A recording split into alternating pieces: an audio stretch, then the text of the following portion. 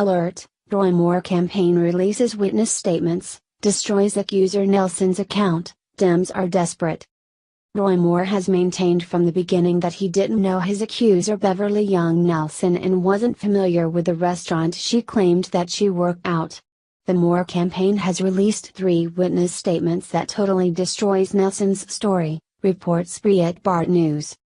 Already, her stepson and a former boyfriend had disputed Nelson's story, and now 3 more are calling her story into question, including 2 who worked at the restaurant at the time Nelson claimed she was attacked.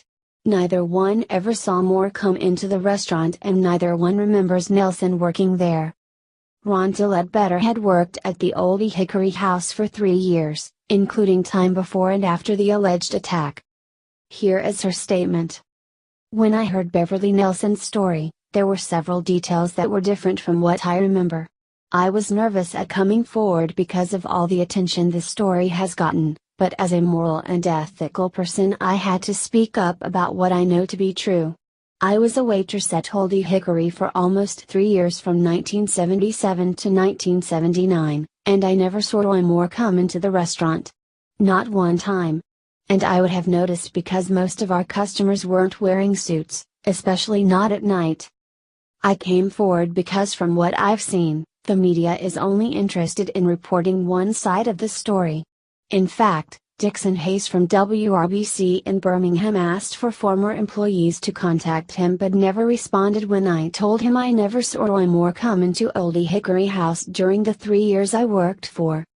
Another Oldie Hickory House waitress, Renee Sivra, stated, I was a waitress at the Oldie Hickory House during the summer of 1977, before my senior year of high school. When I heard Beverly Nelson's story, the first thing that stuck out to me was that I don't remember Roy Moore ever coming into the restaurant. I also don't remember her working there.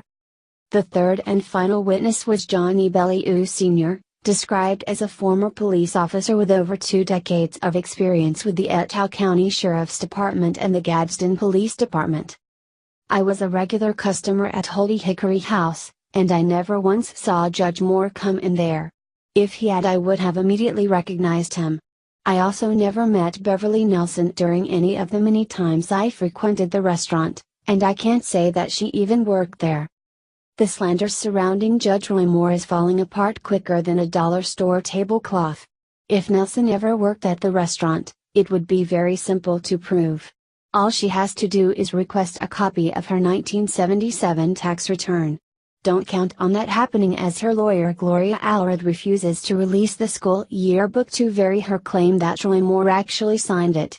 We get the feeling that these accusers do not want their allegations investigated.